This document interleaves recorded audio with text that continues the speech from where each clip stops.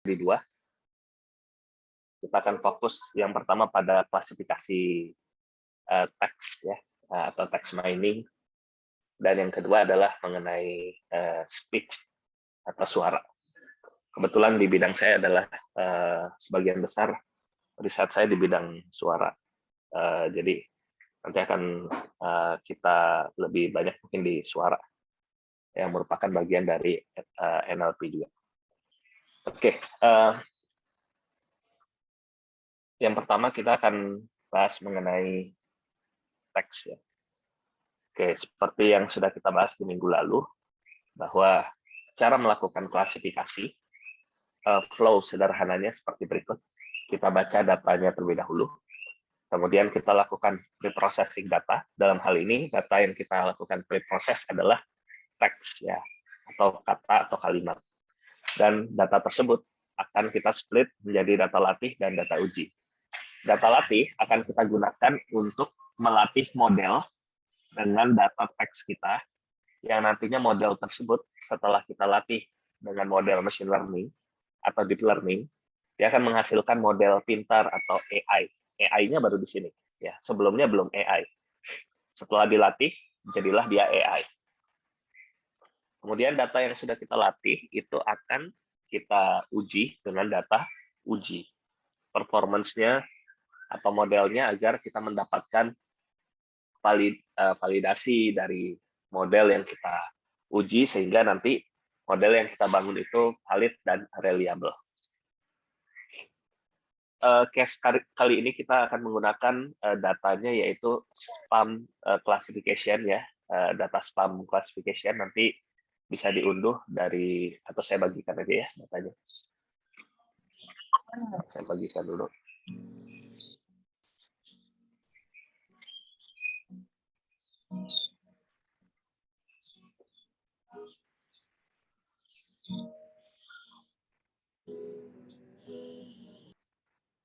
Oke, data spam ini isinya adalah suatu teks yang berisi teks tersebut spam atau not spam ya. Jadi fungsinya misalnya di dalam kita buat suatu mail server sendiri ya, mungkin kan di dalamnya belum ada spam classification. Kalau lewat Google Mail, Yahoo Mail kan sudah ada teknik atau cara melakukan klasifikasi spam secara otomatis. Nah, kalau di kita punya server email sendiri, kita belum punya spam classification. Kita bisa buatkan spam classification yang sederhana. Kita dapatkan dataset spam, not spam, ya, dan kita akan latih dengan model machine learning atau deep learning sesuai dengan flow ini. Sehingga kalau ada email baru, dia akan bisa melakukan prediksi apakah ini spam atau not spam. Ya, seperti itu. Mungkin kalau ada pertanyaan terlebih dahulu. Oke, saya bagikan datanya, silakan bisa diunduh datanya dari Google Drive yang saya bagikan ini. Silakan bisa dibuka. Ya, ini data spam not spamnya. Silakan bisa di-download ya. Tinggal di-download saja. Sama seperti minggu lalu, kita masukkan ke dalam folder dataset ya yang ada di Google Drive. Dan kita akan buat program klasifikasi spamnya.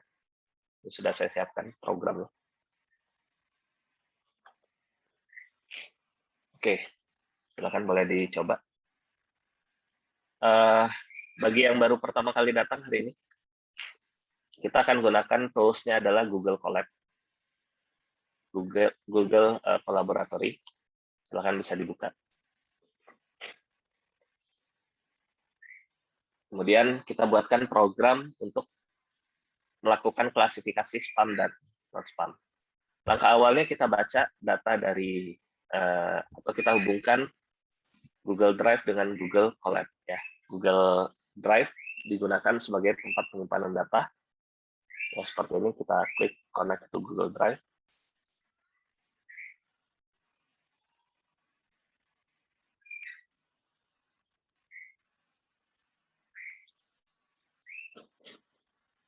Dan Google Colab kita gunakan untuk tempat pemrosesan data kita. Kita akan hubungkan Google Colab dengan Google Drive. Ya. seperti ini. Oke, sekarang kita sudah berhasil menghubungkan antara Google Colab dengan Google Drive. Kemudian langkah berikutnya kita akan baca data yang sudah saya bagikan ya, data spam, not spam. Nah, di sini kita gunakan seperti minggu lalu ya, dengan menggunakan library namanya Pandas. Untuk source code-nya saya bagikan, saya kirimkan lewat chat ya. Boleh dibantu di-mute teman-teman panitia. Atau boleh dibagikan akses co-host mungkin ya. Baik, kita lanjut lagi. Oke, setelah kita hubungkan antara Google Colab dengan Google Drive, kemudian kita coba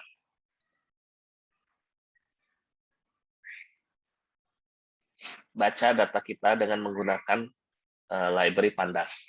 Pandas library yang digunakan untuk mengolah data, membaca data, manipulasi data, dan lain sebagainya.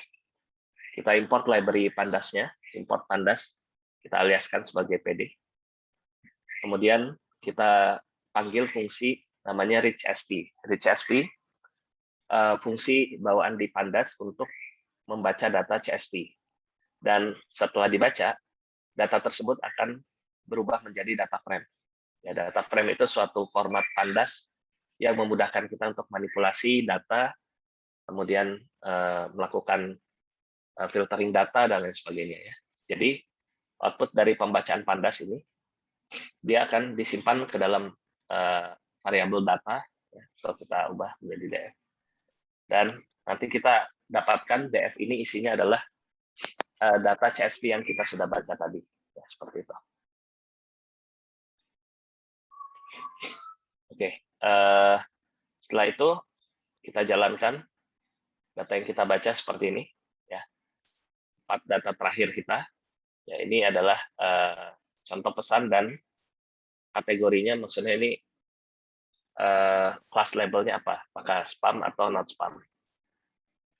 Misalnya kita mau tampilkan data yang spam, biasanya di depan ada.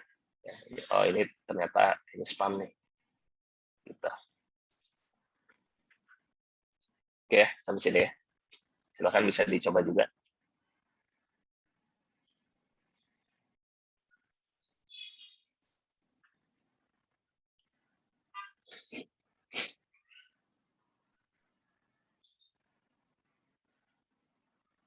Oke, kemudian kita lanjut lagi. Jadi setelah kita baca data kita, ya data dari CSV, kita bisa coba melakukan beberapa teknik ya di dalam klasifikasi di dalam NLP. Ya, sebenarnya ada banyak data atau tekniknya yang bisa kita gunakan. Teknik dalam klasifikasi teks atau text mining, diantaranya kita bisa menggunakan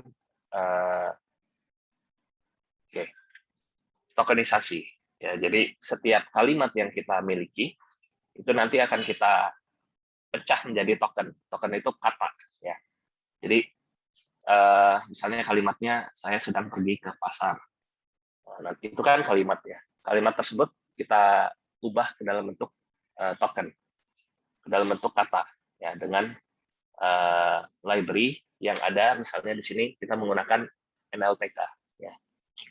Jadi NLTK ini salah satu library yang digunakan untuk melakukan berbagai fungsi yang ada di NLP, seperti tokenisasi.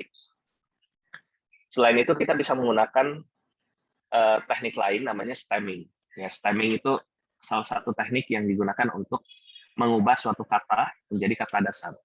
Misalkan kita punya kalimat atau kata, misalnya saya sedang makan ayam goreng, misalnya. Saya sedang memakan ayam goreng. Nah, memakan tadi itu bukan kata dasar, sehingga harus kita ubah ke dalam bentuk kata dasar. Memakan jadi makan. Misalnya, ayam goreng dimakan oleh saya. Nah, dimakan tadi akan diubah juga menjadi makan. Ya. Tidak sengaja saya kemakan makanan adik, misalnya. Kemakan tadi akan menjadi makan, dan seterusnya. Jadi semua kata itu akan diubah menjadi kata dasar. nama tekniknya adalah stemming. Ya. Dan stemming itu bisa kita gunakan stemming bahasa Inggris ataupun bahasa Indonesia atau bahasa-bahasa lain bisa didukung. Kalau di bahasa Inggris ya kita bisa gunakan namanya Porter Stemmer ya. Ini coba ya kita browsing RPK Porter Stemmer. Ya, jadi kita bisa gunakan namanya NLTK. Ini NLTK ini Library Natural Language Toolkit ya. Kita bisa gunakan untuk berbagai macam case study yang ada di NLP. Ya, jadi ini stemming. Misalkan kita ingin melakukan stemming bahasa Inggris, kita bisa memanggil Porter Stemmer. Ya, ini sebagai contoh misalnya. Oke, ya sebagai contoh misalkan di sini saya mau melakukan stemming, ya misalnya dengan bahasa Inggris, kita bisa menggunakan di sini namanya Porter Stemmer. Kemudian untuk yang bahasa Indonesia, library-nya juga sudah ada, namanya stemming sastrawi. Ya, kita bisa gunakan namanya sastrawi. Ya, jadi ini ada yang buat sastrawi ini salah satu, sebentar ya, salah satu library di Python untuk stemming bahasa Indonesia. Ya, contoh seperti ini. Kalimat awalnya, perekonomian Indonesia sedang dalam pertumbuhan yang membanggakan. Nanti ketika dilakukan stemming, ya, maka outputnya adalah perekonomian jadi ekonomi. Indonesia tetap ya, sedang dalam pertumbuhan, pertumbuhan jadi tumbuh, diubah ke dalam kata dasar, ya, pertumbuhan jadi tumbuh. Membanggakan jadi bangga. Kenapa kita perlu ubah? Karena kalimat tadi maknanya akan sama, ya.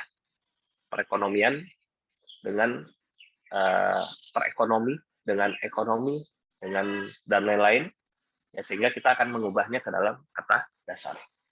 Seperti itu. Jadi pentingnya stemming digunakan agar kita nantinya outputnya memiliki jumlah token yang sesuai ekspektasi. Token itu tadi kata-kata ya, kata-katanya itu unique tokennya itu sesuai ekspektasi kita. Ini teknik yang kedua ya, yaitu stemming. Jelas ya, untuk stemming itu mengubah dari suatu kata menjadi kata dasar. Oke, ini contoh yang lainnya. Mereka meniru-nirukannya menjadi mereka tiru. Meniru akan menjadi tiru, meniru-nirukannya akan jadi tiru, ya. Peniruan jadi tiru dan lain sebagainya. Nah, jadi stemming ini tekniknya bisa mengubah menjadi kata dasar. Selain itu kita bisa menggunakan teknik lainnya, yaitu stop word. Ya. Stop word itu suatu teknik di dalam NLP untuk kita mengubah atau menghapus kata-kata yang masuk ke dalam stop word list. Kata-kata yang statusnya most frequent word ataupun least frequent word. Kata yang sering muncul di dalam korpus kita atau kata yang tidak sering muncul. Kata yang sering muncul di dalam korpus kita perlu dihapus karena kata-kata tersebut tidak memiliki makna. Contoh, pasti di dalam suatu korpus ya atau dataset kita sering menemui kata saya. Saya tidak memiliki makna apapun terhadap suatu task di dalam NLP. Misalnya dan, kemudian yang, ya kan? Saya sedang pergi ke pasar. Saya sedang makan ayam goreng. Saya sedang, nah itu kan kata-kata stop word gitu. Most frequent word. Kata-kata yang termasuk kata yang perlu dihapus di dalam korpus kita. Dan juga ada namanya least frequent word. Ya, kata-kata yang paling tidak sering muncul di dalam suatu korpus. Kenapa perlu dihapus? Mungkin korpusnya sedang bicarakan tentang korpus medical, tapi ternyata muncul kata yang terkait dengan misalkan sejarah misalnya. Nah, itu kan mungkin tidak akan nyambung dengan bahasannya seperti apa. Oleh karena itu, most frequent dan least frequent word bisa kita hapus dengan teknik namanya stop word. Atau kata yang sudah reserve di dalam stop word list untuk kita hapus. Ya.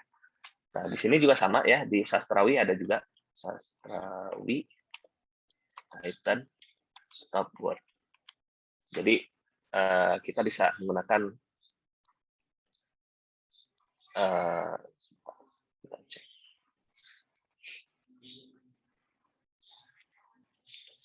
Ya, kita panggil fungsi stop word remove factory, dan setelah kita masukkan ke dalam stop word list, dia akan menghapus kata yang mengandung makna stop word. Seperti itu. Jelas ya? Oke, jadi ini teknik-teknik yang bisa kita gunakan di dalam text mining ya, atau NLP. Ya.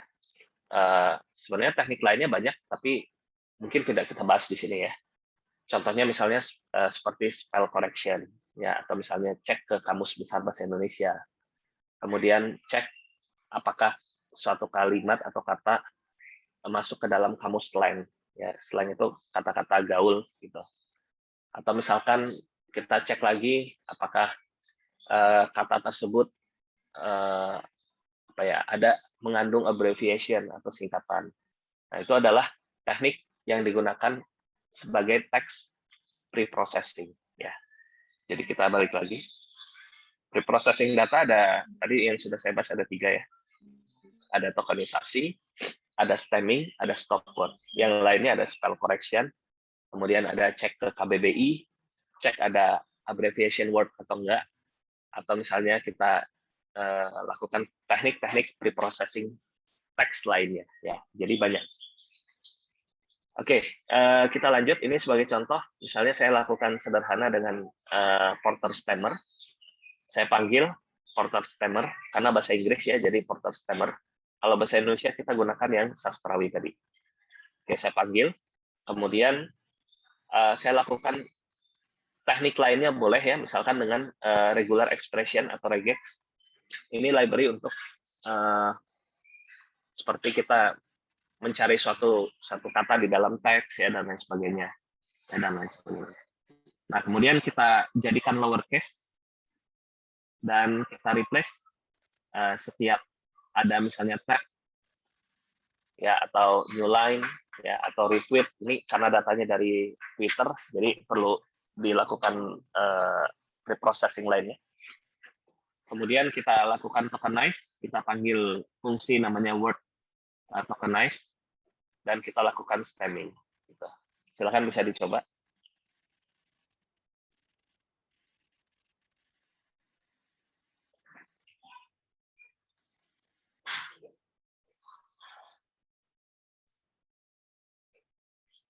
Oke, sudah ada semua ya.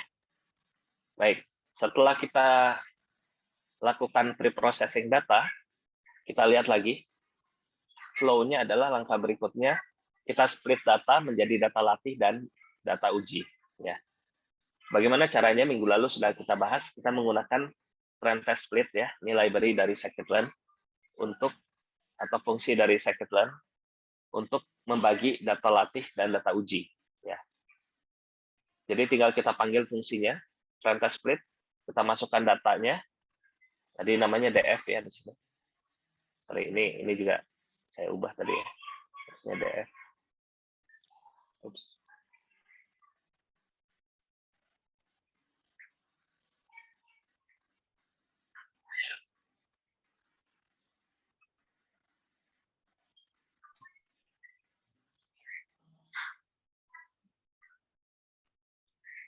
Pakainya yang ini ya.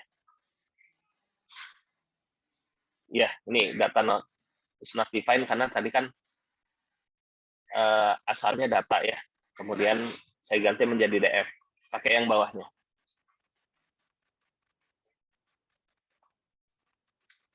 Oke, tadi langkah berikutnya kita split menjadi data latih dan data uji. Data latih kita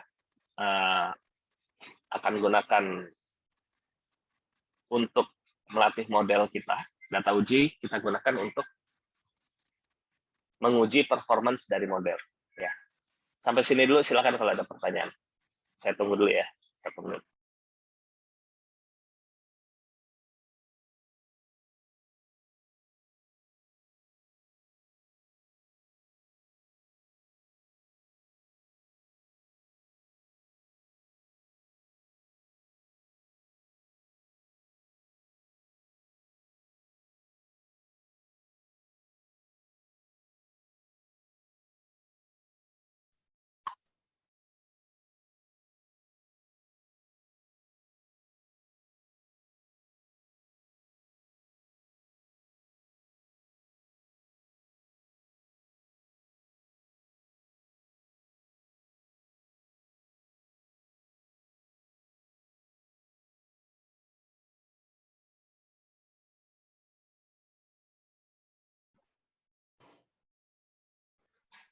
Kalau ada muncul error, ya ini, resource PUNKT not found, itu artinya datanya belum kita download.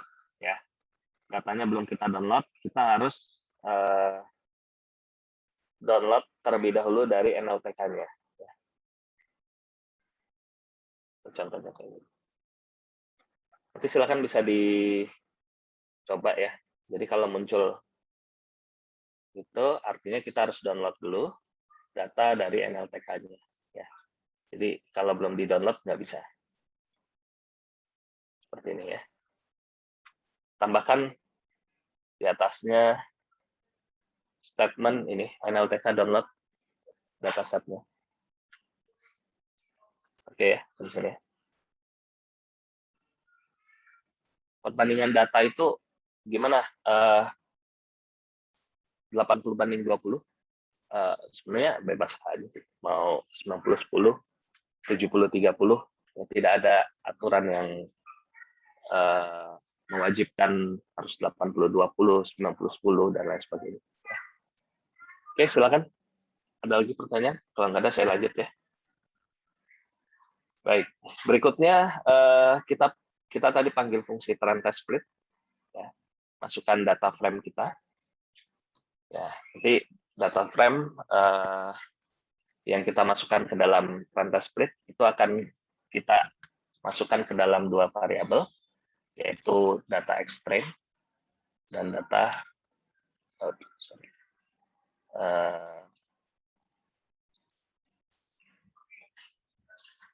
ya, ke dalam data training dan data testing. Ya, ini bisa kita lakukan. Dan sebentar. Oke, karena ini belum ada labelnya ya. Labelnya masih satu dengan trend data. Jadi kita kembalikan ke dalam 2 variabel atau 2 parameter keluaran dari trend test split. Kan biasanya 4 ya. Tapi di sini karena labelnya itu masih nyampur ya di dalam ini kategori di dalam data frame-nya. Jadi dia kita kembalikan ke dalam 2 variabel.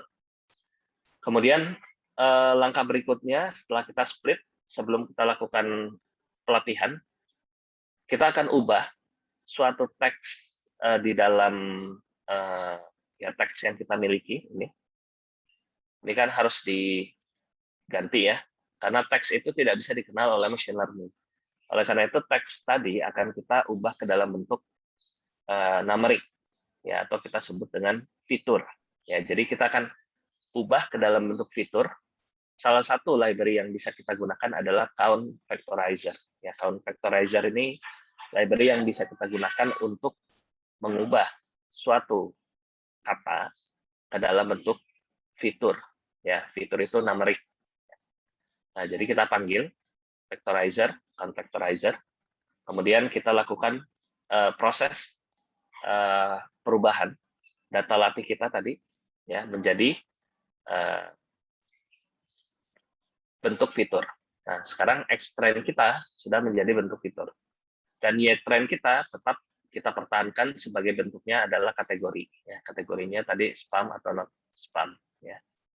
Dan lakukan yang sama dengan data uji. Data uji kita masukkan ke dalam count factorizer, kemudian kita lakukan, kita pisah labelnya juga, dan nantinya mau kita tambahkan ke dalam bentuk lainnya, ya misalkan fitur namanya TF-IDF, ya itu juga bisa.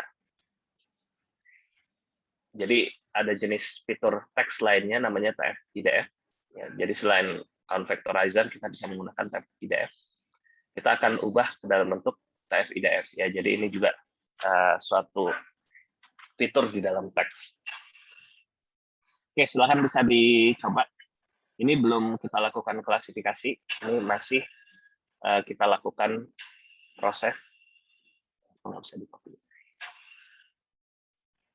Ini kepanjangan. Saya copy dulu satu-satu. Oke, silahkan bisa dicoba.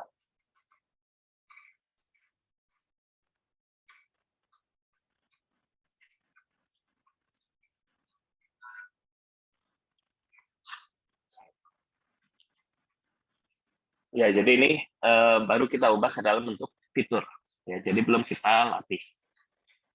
Ya, silakan dicoba. Kalau ada pertanyaan, silakan bisa ditanyakan.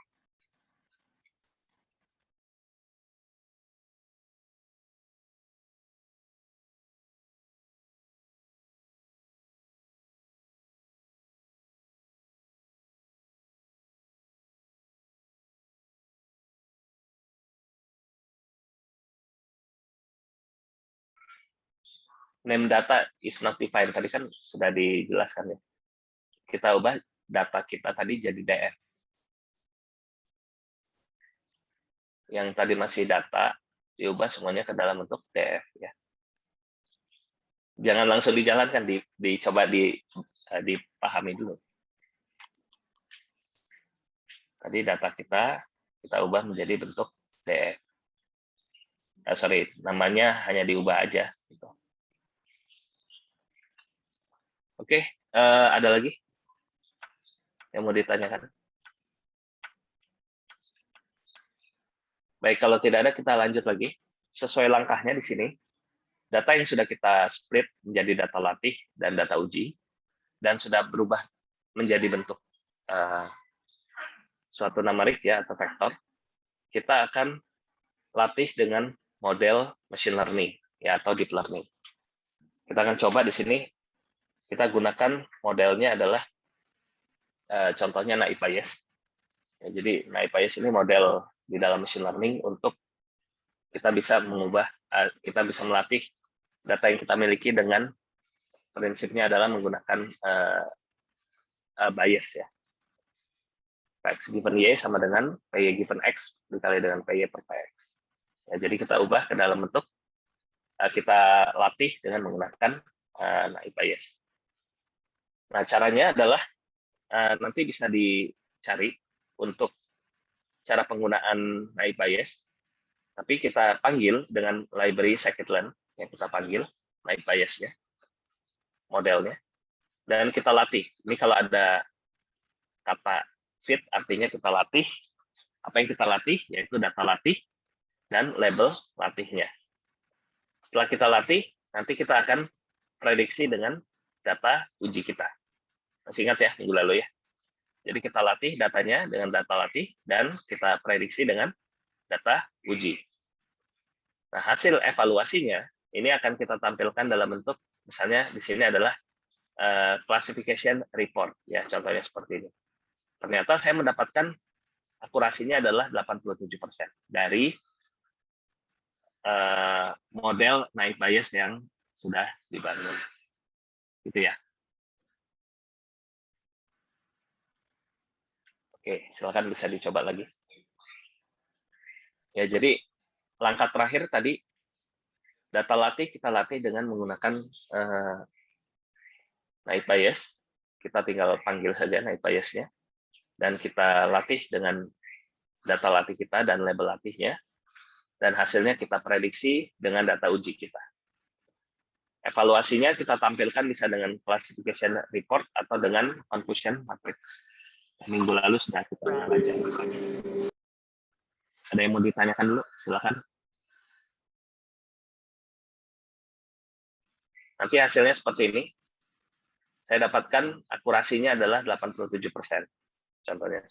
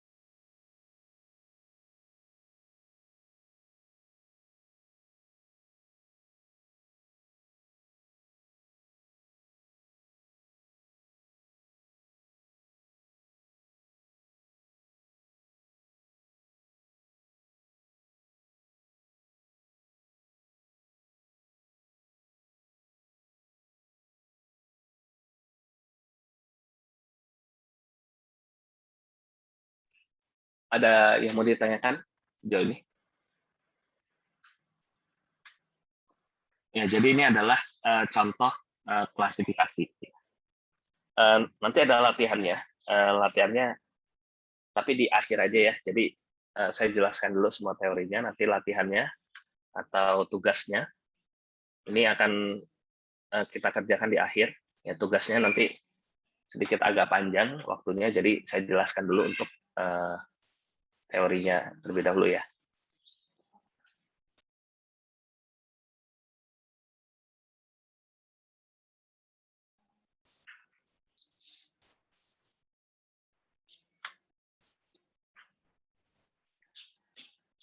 Baik, kita lanjut kembali. Oke, berikutnya kita bahas mengenai, kita coba dulu bagaimana melakukan klasifikasi teks. Kita gunakan deep learning. Ya, kita akan menggunakan deep learning. Baik, kita coba unduh datanya. Di sini saya pakai data dari Kaggle namanya Woman E-commerce Review. Oke. Silakan bisa dibuka Kaggle. Cari datasetnya. Datasetnya adalah Woman E-commerce.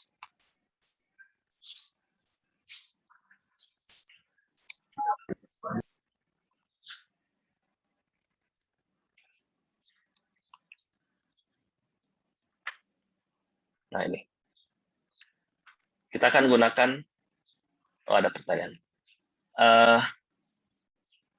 TF-IDF dan count factorizer beda ya. Kalau count factorizer hanya mengubah ke dalam bentuk vektor. Nanti bisa dilihat ya outputnya sama atau beda ya. Kalau sama berarti ya pilih salah satu. Dilihat dari outputnya aja. Ada juga namanya one hot vector. Kita ubah ke dalam bentuk suatu unique vector juga ya yang mewakili suatu kata. Jadi kata itu dia akan misalnya gini. Saya sedang pergi ke pasar misalnya. Saya akan diubah ke dalam vektor misalnya 0001. Sedang misalnya 0000. Pergi misalnya 0100 ke misalnya 0101. Pasar misalnya 1010. Nah, jadi beberapa itu akan berbeda gitu untuk fungsi-fungsinya. Ada yang ke dalam bentuk one hot vector, ada yang ke dalam bentuk word embedding, nanti ya kita bahas ya. Oke, silakan bisa download dulu datanya. Kita ambil datanya dari Kaggle ya. Silakan.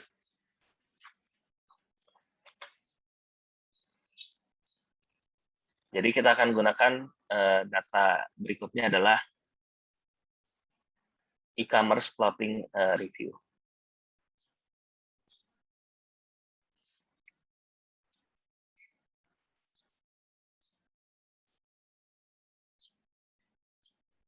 Belum ada sertifikatnya katanya.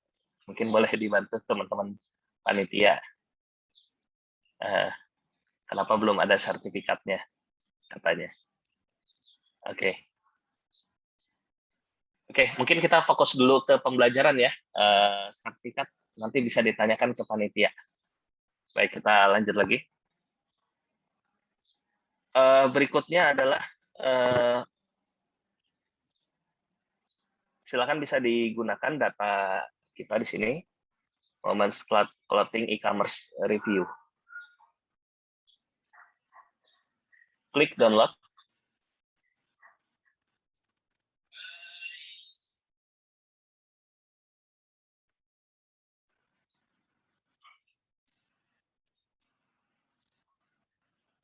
Klik download, silakan di-download. Kemudian masukkan ke dalam folder dataset yang sudah kita miliki. Oke, silakan masukkan ke sini. Nanti saya udah punya kayaknya namanya clothing. Oke, setelah kita download, kemudian di-upload ke dalam Google Drive, ya nanti data kita seperti ini. Kita gunakan dataset dari Kaggle ya tentang review suatu pakaian ya. Jadi review suatu pakaian. Jadi misalkan gini, saya punya e-commerce misalkan jual produk misalnya baju ya, misalnya saya jual baju dan nanti akan ada review dari customer saya, misalnya customer ngasih reviewnya, nah nanti kita akan berikan kategori ini kelas name-nya apa, misalnya dress ya atau misalnya blues ya dan lain sebagainya. Nah ini kita akan lakukan klasifikasi. Kalau misalkan ada review baru, maka dia akan bisa mengklasifikasikan ini kira-kira berdasarkan apa, gitu ya.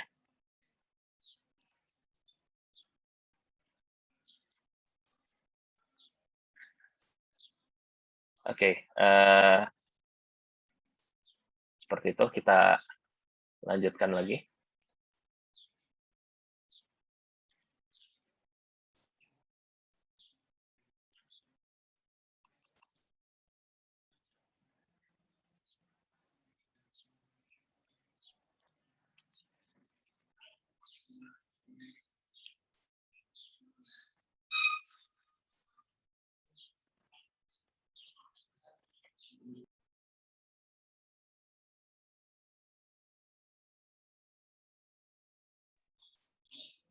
Baik, sudah bisa semua ya diunduh ya datanya. Oke, sekarang kita coba bagaimana cara melakukan klasifikasi pada data teks yang e-commerce review. Tapi kita akan coba selain dengan machine learning, kita akan coba dengan deep learning juga ya setelah ini. Baik.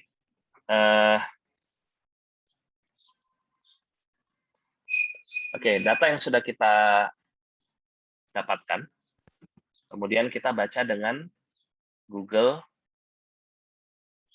Colab kita, datanya kita simpan di dalam Google Drive, ya nanti silakan dibaca.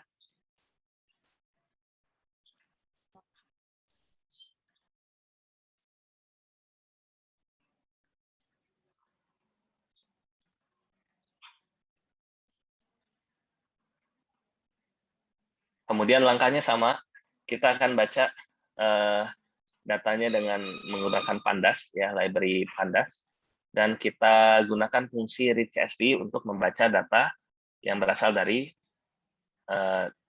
yang sudah kita download tadi ya, namanya review.csv. Silakan bisa dijalankan. Bentar, saya cek dulu.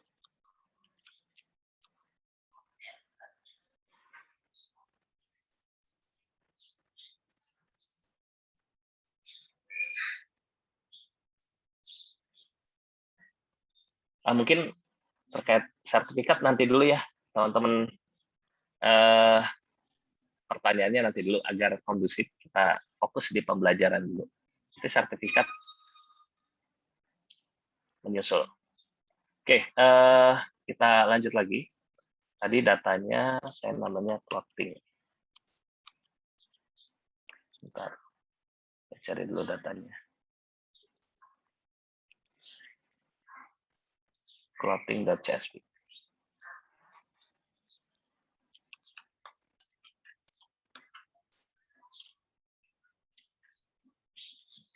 Content.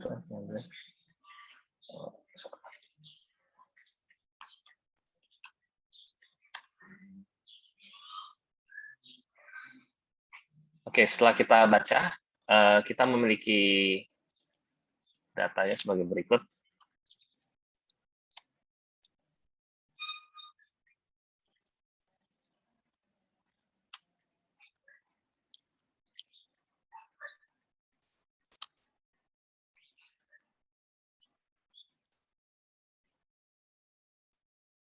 Nah, kita bisa lakukan teknik reprocessing data lainnya, yang misalkan kita akan coba, misalnya kalau ada 0, kita akan hapus ya dengan aksis 0. Aksis 0 itu maksudnya satu barisnya kita hapus. Silakan bisa dicoba. Oke, kemudian langkah berikutnya kita coba langsung jadikan fitur. Silakan bisa diikuti lagi. Kita akan jadikan fitur dengan menggunakan count factorizer.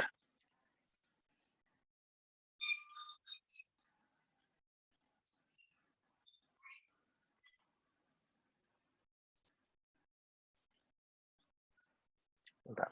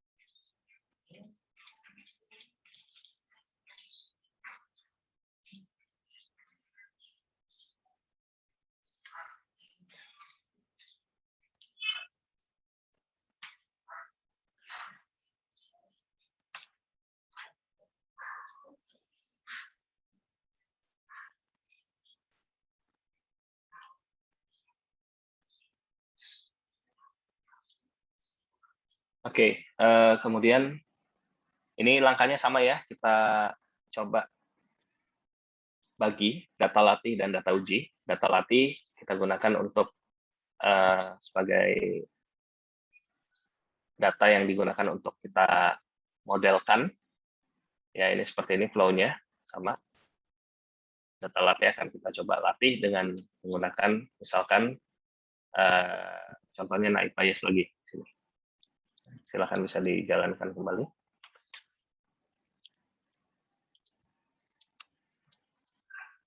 Oke, jadi di sini kita latih data yang kita sudah bagi tadi. Data latihnya kita latih dengan naik bias, dan kita lakukan prediksi atau uji terhadap data uji kita, sehingga nanti kita bisa evaluasi misalkan dengan contohnya confusion matrix ya, atau misalkan dengan akurasi skor juga boleh.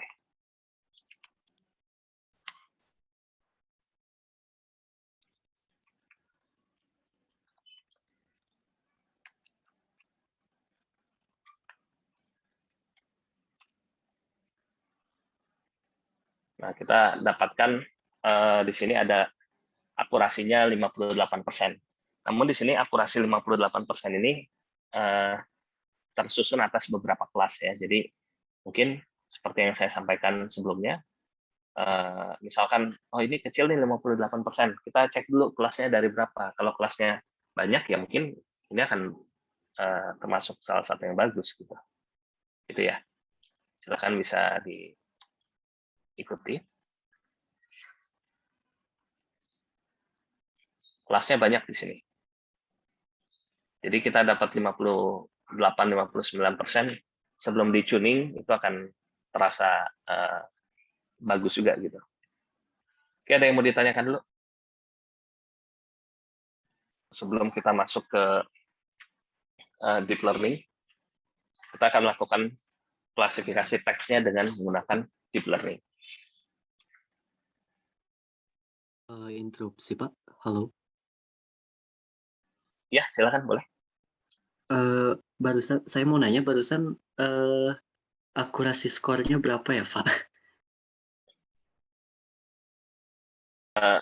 Akurasi skornya itu kalau saya dapatnya 58% ya tadi ya. Oh, Itu belum iya. di-tuning. Ya, baik, Pak. Terima kasih.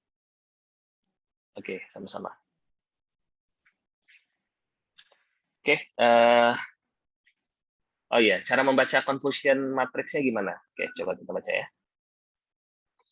Jadi gini, minggu lalu belum saya bahas ya. Ini, oke, terlalu besar ya kelasnya. Coba kita cek dulu minggu ini.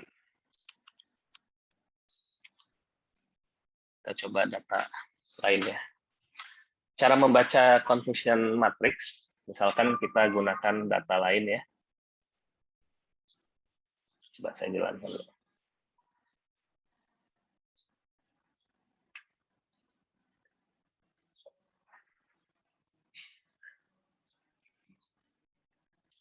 Kalau yang ini terlalu banyak, jadi nanti akan bingung kalau bacanya. Saya coba datanya yang sedikit ya. Sorry, kelas labelnya yang sedikit.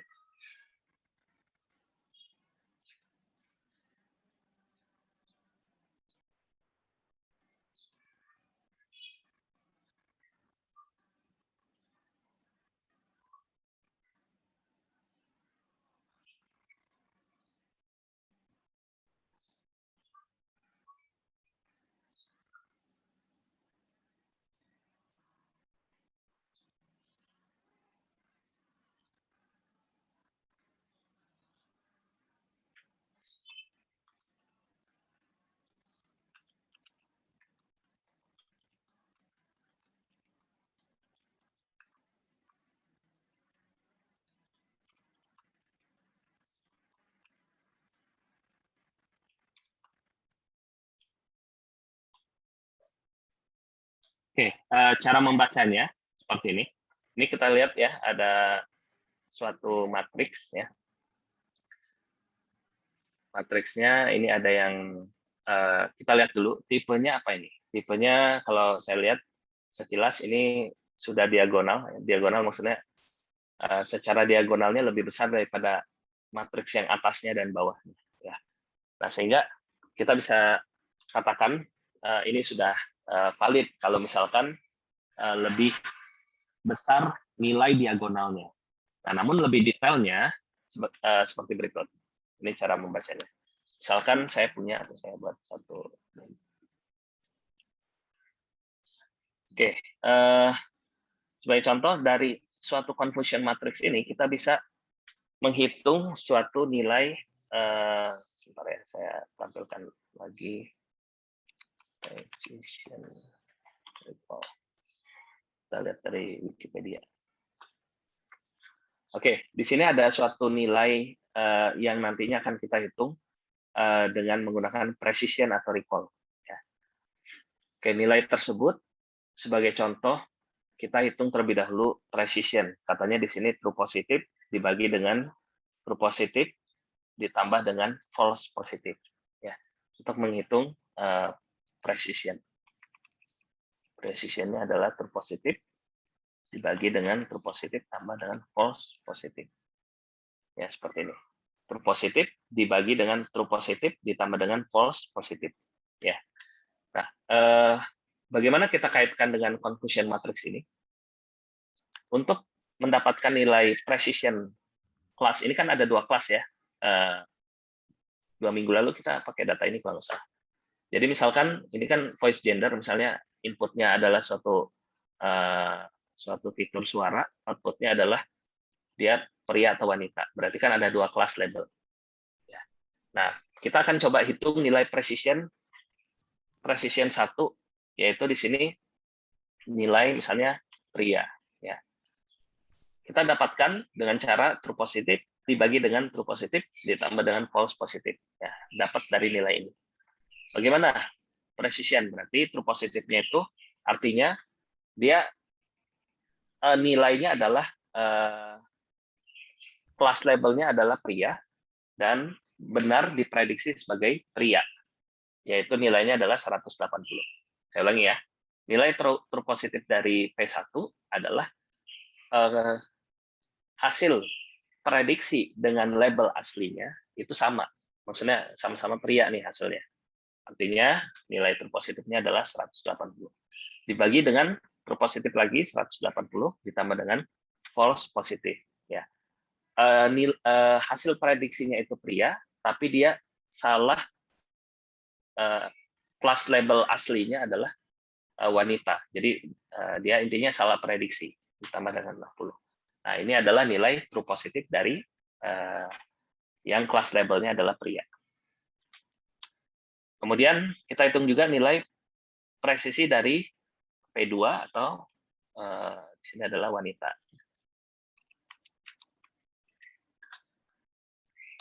Hasil prediksi modelnya adalah wanita dan dia benar kelas label aslinya adalah wanita juga. Berarti di sini 261 dibagi dengan 261 ditambah dengan 133. Ini adalah presisi dari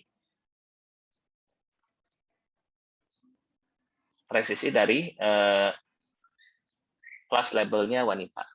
Ya, gitu ya. Jadi confusion matrix bisa kita gunakan untuk menghitung nilai presisi, recall, dan F-score. Seperti itu. Kemudian recall juga sama. Recall 1 untuk pria. Coba kita lihat lagi.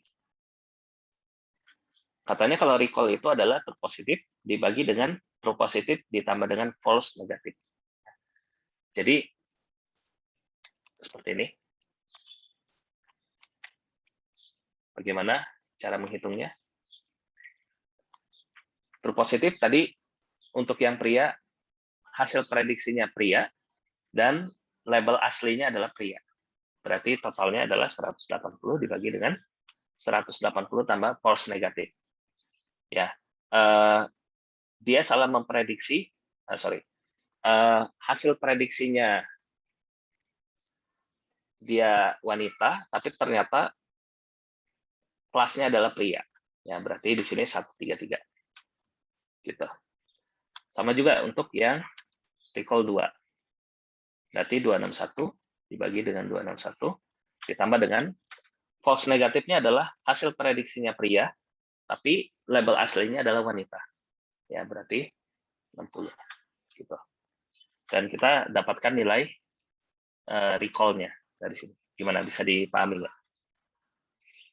Jadi confusion matrix itu menjabarkan nilai true positif, false positif, dan false negatif. Ya. Oke, sampai sini. Teman-teman, gimana, ada yang mau ditanyakan dulu terkait confusion matrix? Dan kita bisa melihat sekilas, oh ternyata dia matriksnya diagonal, nilai true positifnya lebih besar. Kenapa kita harus menggunakan confusion matrix, precision, recall, dan F-score? Bukan hanya akurasi saja. Karena akurasi dia hanya melihat nilai positifnya saja. Misalnya gini, akurasinya 80%. Artinya kan yang nilai salah prediksi itu tidak akan dihitung.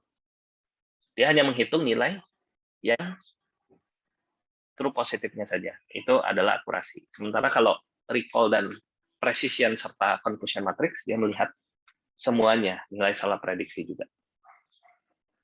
Gitu ya. Oke, kalau ada pertanyaan silakan.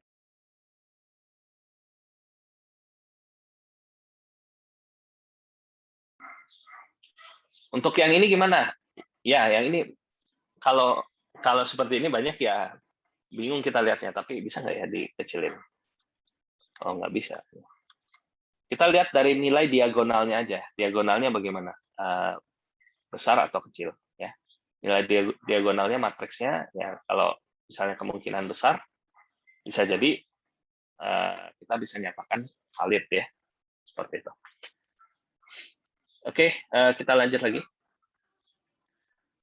Berikutnya kita akan coba menggunakan deep learning ya untuk melakukan klasifikasi teks. Caranya bagaimana? Caranya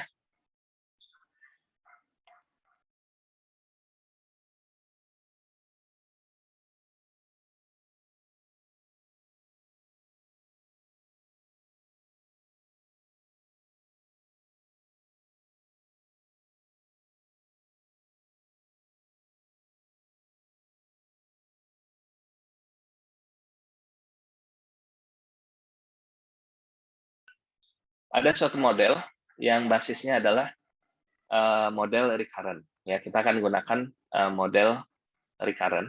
Nanti silakan teman-teman bisa baca. Sini ada namanya LSTM. Jadi ada suatu model namanya recurrent neural networks ya. Jadi recurrent neural networks katanya di sini kita tidak berpikir dari scratch ya, setiap dari basic banget dari setiap detik. Jadi itu adalah akumulasi dari satu kata sebelumnya. Nah, ini juga sama. Model yang kita buat itu adalah akumulasi dari kata sebelumnya.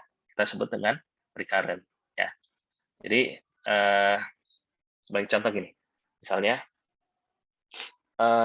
atau nanti kita lihat dulu ya. Modelnya susunannya seperti ini, ada input, ada layer recurrent-nya atau step-nya, dan ada hidden layer, dan nanti ada output layer-nya. Ya, seperti itu. Ada input, ada state-nya, dan ada hidden, dan ada output. Oke, kemudian state-nya ini nanti bisa kita ganti-ganti ya, dengan layer recurrent-nya ini bisa kita ganti-ganti, misalnya dengan LSTM nantinya. Nanti ada perbedaannya. Kenapa harus menggunakan LSTM? Oke, sebagai contoh misalnya suatu kalimat akan masuk di sini ke dalam layer X ya, misalnya masuknya saya sedang makan ayam goreng ya. Dan nanti inputnya ini akan memiliki input yang dengan ukuran sama. Misalnya X-nya ukurannya itu misalnya 50. Kalau misalnya katanya kurang dari 50 bagaimana?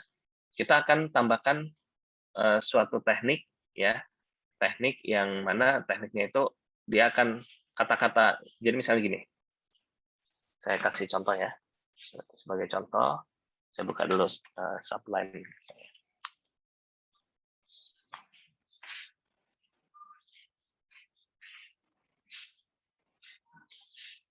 Nah, sebagai contoh misalkan gini, saya punya suatu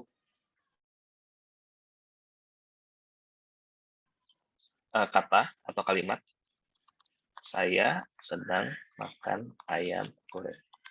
Saya sedang antar ibu ke pasar membeli makanan. Saya sedang tidur siang. Nah, artinya kan katanya kalau di sini inputnya itu harus dengan ukuran yang sama. Kalau nggak sama bagaimana? Atau kalimat yang ukurannya bukan kalimat maksimum, yang maksimumnya kan yang ini ya.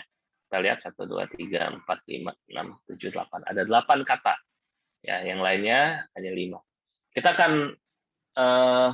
jadikan dia suatu, kita berikan suatu, sebentar. Ya, kalau misalnya tidak sama, kita akan berikan suatu padding. Ya, tambahkan padding.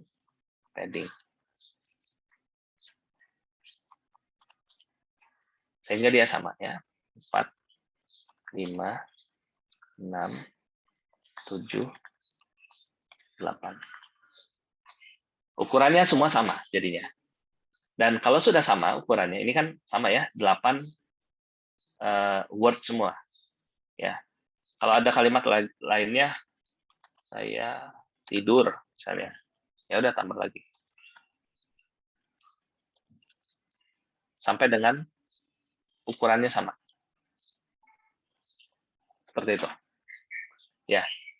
Kalau sudah ukurannya sama, maka kita akan masukkan ke dalam arsitektur recurrent kita. Ya, tadi kan misalnya inputnya 8 size-nya. Ya udah, masukkan semua. X0, X1, X2 sampai dengan X yang ke-8. Seperti itu. Dan sifatnya recurrent di sini dia akan bergantung state saat ini bergantung pada state sebelumnya. Ya, jadi misalnya kita menghitung nilai X yang ke T, state yang ke T, maka state yang ke T itu bergantung dari state yang T-1, ya, state sebelumnya. Seperti itu. Nah, namun kalau kita menggunakan recurrent, sebenarnya bisa ya kita menggunakan recurrent, tapi sifat recurrent di sini adalah long-term dependency, yang artinya dia dependensinya itu long-term, jangka panjang. Kalau jumlah kalimatnya itu ada, misalkan kalimatnya itu ada misalnya 100 kalimat, ya ada 100 kalimat di dalam, ada 100 kata di dalam kalimat, dia akan bergantung dari awal banget gitu. Itu kelemahan dari recurrent, ya, recurrent neural networks. Jadi long term dependency. Nah, bagaimana cara mengatasinya? Cara mengatasinya kita akan menggunakan arsitektur lain, namanya LSTM, long short term memory. Ya, kalau RNN dia long term dependency, kalau LSTM dia akan punya suatu mekanisme yang disebut dengan gating, ya. Nah, ini mekanismenya. Di dalam suatu state-nya, di dalam suatu network-nya ada suatu mekanisme gate di sini, gerbang. Yang gerbangnya tujuannya nanti akan bisa melakukan suatu fungsi gating. Ya, kita lihat nanti fungsinya. Ada 4 gating di sini. Nanti silakan dibaca ya bagaimana memahami LSTM. Jadi ada 4 gate di sini. Ada ini yang saya tunjuk ya. Ini adalah forget gate. Ini adalah forget gate, ya. Gerbang untuk melupakan, ya. Melupakan state sebelumnya. Kemudian ada lagi, kita lihat lagi. Kemudian berikutnya ada input, ya. Ada input. Input ini gate untuk menyiapkan inputnya. Kemudian ada cell gate dan terakhir adalah output gate, ya. Ini cell gate-nya. Dan terakhir adalah output gate. Bagaimana LSTM ini bisa merupakan state sebelumnya, yaitu nilai input yang ke T saat ini masuk, ya, dia akan menerima output dari state sebelumnya di sini, ya. Dan di sini ada proses sigmoid, ya, sigmoid mengubah dari suatu angka menjadi di antara range 0 sampai dengan 1. Kalau ternyata state yang sebelumnya tidak perlu dimasukkan ke sini atau ingin dilupakan, maka nilainya itu, karena di sini ada multiplication, perkalian, maka output dari sigmoid ini akan menjadi 0. 0 dikali dengan state sebelumnya, maka state sebelumnya lupa. Nah, itu adalah forget gate, ya. Tapi kalau misalnya state sebelumnya mau kita libatkan, maka nilai sigmoid di sini akan menjadi mendekati 1. 1 dikali dengan nilai state sebelumnya, maka dia akan menjadi state sebelumnya ikut ke sini. Dikali misalnya 1 nih, dikali dengan state sebelumnya ikut, dia di sini ditambahkan dengan nilai input yang saat ini. Ada penjumlahan di sini. Ya, sehingga outputnya dia state saat ini kita lupakan, berarti dia di sini hanya input saja, gitu kan? Sementara kalau state sebelumnya tetap bisa diikutkan, maka dia dijumlahkan state-nya. Seperti itu. Nah, mekanisme ini yang membantu LSTM dalam sifatnya itu bukan long term dependency, ya, tapi long short term memory. Seperti itu. Ada yang mau ditanyakan dulu secara cara kerjanya? Ya, nanti di sini ada bobotnya, garis di sini adalah bobotnya, ya, sama seperti arsitektur sebelumnya. Ini untuk menghitung forget get ya.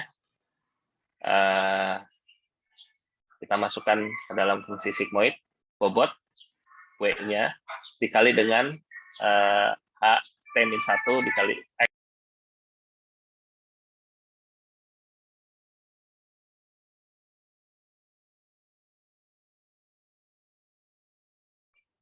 Oke, seperti itu ya. Jadi nanti bobotnya itu dikali dengan HT-1. HT-1 itu nilai hidden sebelumnya, dikali dengan input, ya ditambah dengan bias. Untuk menghitung nilai input, ya di sini kita hitung dengan fungsi sigmoid, bobot dikali dengan hidden, ditambah dengan X dikali dengan bobot, ditambah bias.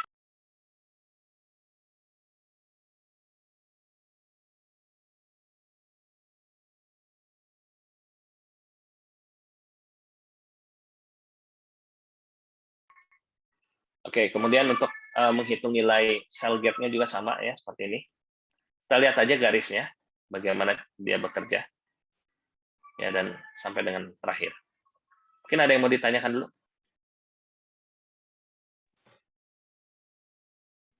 Terkait dengan LSTM. Oke, sekarang kita coba buat programnya.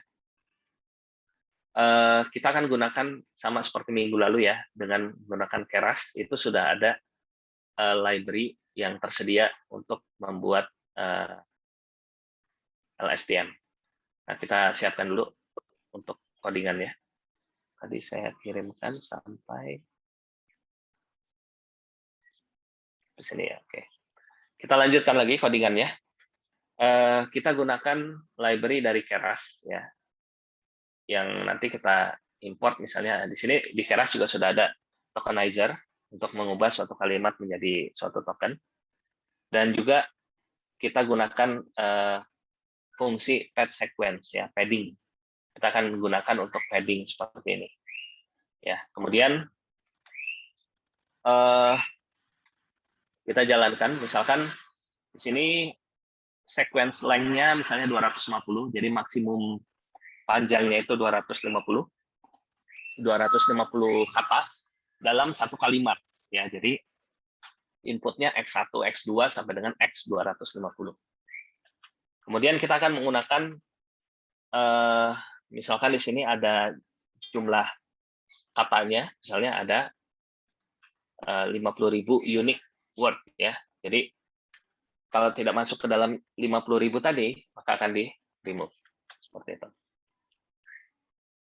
Oke, kemudian data yang tadi kita miliki yaitu data frame review text ya. Kita masukkan ke dalam fungsi tokenizer yang mengubah menjadi suatu kata. Dan kita akan mendapatkan berapa token di sini. Tokennya misalnya ada 15.581 unique token. Dan kita masukkan ke dalam padding agar inputnya itu memiliki size yang sama ya. Kita masukkan ke dalam padding. Dan nanti setelah itu baru kita siapkan data-data lainnya seperti labelnya.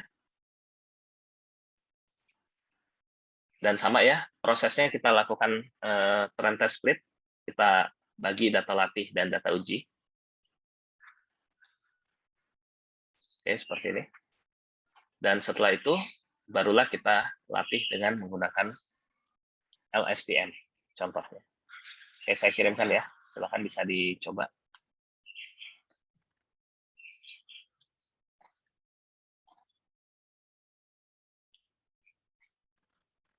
Jadi flow-nya untuk klasifikasi sebenarnya antara masing-masing data ya, masing-masing baik itu teks ya, kemudian gambar dan lain-lain hampir sama ya. Kita baca data, pre-processing, bagi data latih dan uji.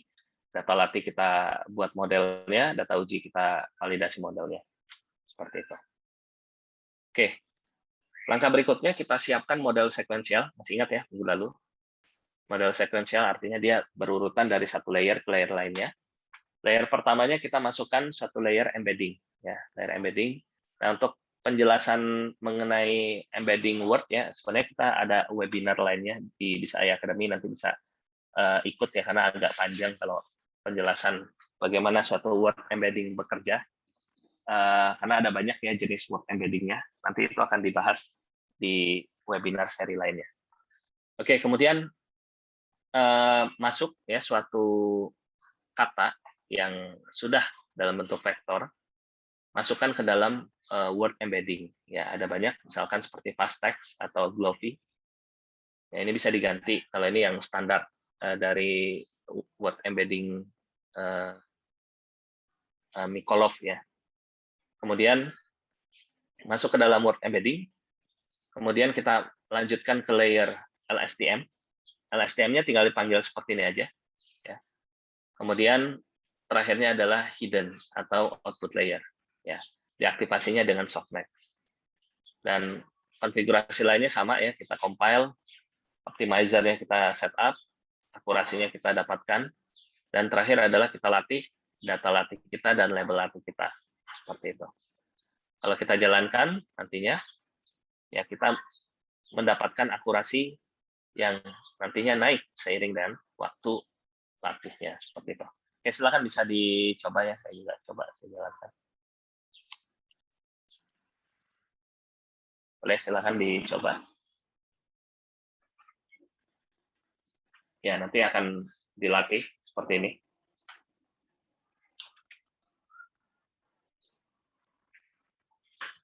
Di sini kita sudah menggunakan deep learning, yaitu tipenya adalah LSTM. Nanti kalau misalnya mau menggunakan GPU juga bisa ya, di sini ya, kita optimalkan GPU-nya Colab. Ya, tapi saya latih biasa aja seperti ini. Oke, ada yang mau ditanyakan dulu sejauh ini? Proses pelatihannya agak lama, karena ini deep learning dan datanya juga besar. Silahkan kalau ada pertanyaan.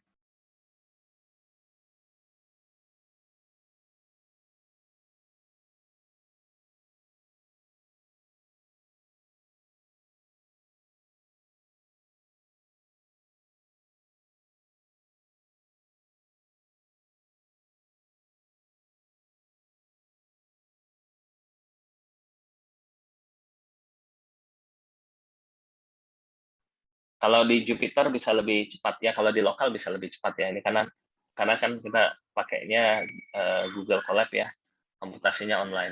Di lokal bisa lebih cepat. Seperti itu. Oke,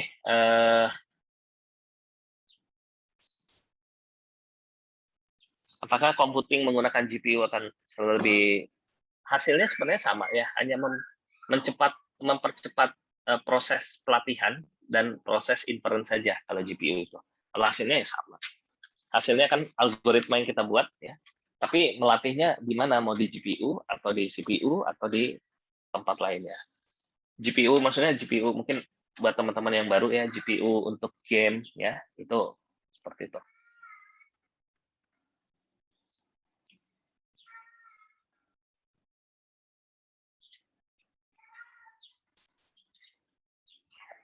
Ada lagi mungkin yang mau ditanyakan? Video dan collab-nya ya saya bagikan setelah ini. Videonya mungkin teman-teman panitia sudah dibagikan ya pertemuan sebelumnya.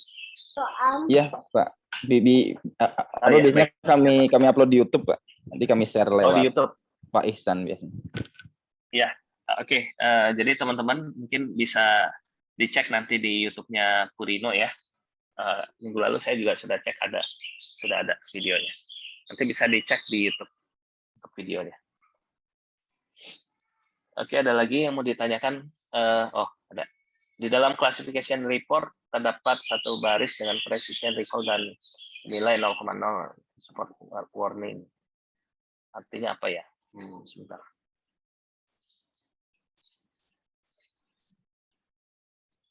Kalau warning biasanya diabaikan aja ya. Tapi kalau misalnya hasilnya itu tidak valid, ya mungkin nanti ada muncul error gitu. Saya belum pernah nemukan ini undefined matrix warning. Ya nanti coba kita lihat ya. Bagaimana dengan arsitektur attention seperti transformer? Ya, jadi ada arsitektur lain mungkin buat teman-teman yang baru belajar di bidang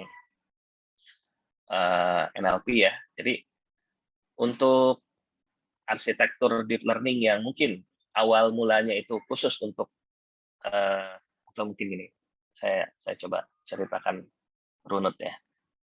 Jadi ada arsitektur suatu deep learning. Awal mulanya itu, ini saya jelaskan aja ya. Ada namanya sequence to sequence model. Ini tahun 2014, pertama kali muncul di tahun 2014. Awal mulanya sebagian besar itu arsitekturnya untuk translasi mesin. Bukan yang ini. Sebentar, kita cek lagi. Ini dari originalnya itu dari Schaeffer dan kawan-kawan buat suatu arsitektur namanya sequence to sequence with neural networks. Jadi di dalamnya adalah LSTM yang mana dia bisa menerima suatu input berupa source. Ini awal mulanya itu banyaknya di translasi mesin ya, tapi diadopsi di domain lain. Misalkan inputnya adalah source bahasanya misalnya bahasa Indonesia, kemudian targetnya adalah bahasa Jawa misalnya, atau bahasa Sunda. Kemudian di sini LSTM, ya LSTM, namun ada suatu layer baru yang digunakan namanya context vector, ya. Jadi dia menggunakan context vector, yang mana itu adalah suatu layer yang menghimpun output dari state di ujung sini, nanti dia ketemu dengan di sini ya, dan dia akan bisa melakukan prediksi ya.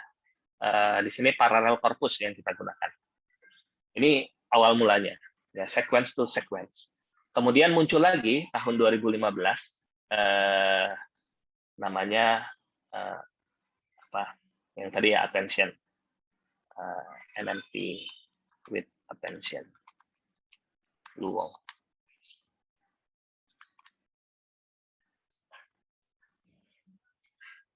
Oke. Muncul lagi suatu model baru yang mana dia improvement dari sequence to sequence ya. Namanya NLP with attention ya. Jadi ada suatu layer, diperkenalkan suatu layer baru namanya layer attention.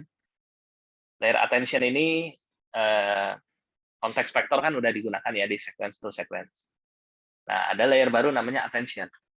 Yang tujuannya dia akan memberikan attention terhadap suatu vektor tertentu di sini, yang nantinya akan bisa meningkatkan performance dari modelnya. Ya, muncul nih di tahun 2015. Kemudian muncul lagi arsitektur lainnya, yang tipenya ini yang kita bahas itu sequence ya, tipenya adalah sequence to sequence. Ini semuanya masih LSTM based ya, masih kalau LSTM itu kekurangannya adalah dari sisi kompleksitasnya adalah ON ya, dan dia state-nya bergantung pada state sebelumnya, sehingga kalau state sebelumnya belum dieksekut ya state HT+1 juga belum gitu. Muncul lagi di tahun berikutnya Google mengeluarkan Google Neural Machine Translation. Nah, jadi arsitekturnya terus berkembang ya. Ini masih menggunakan LSTM base ya di dalamnya.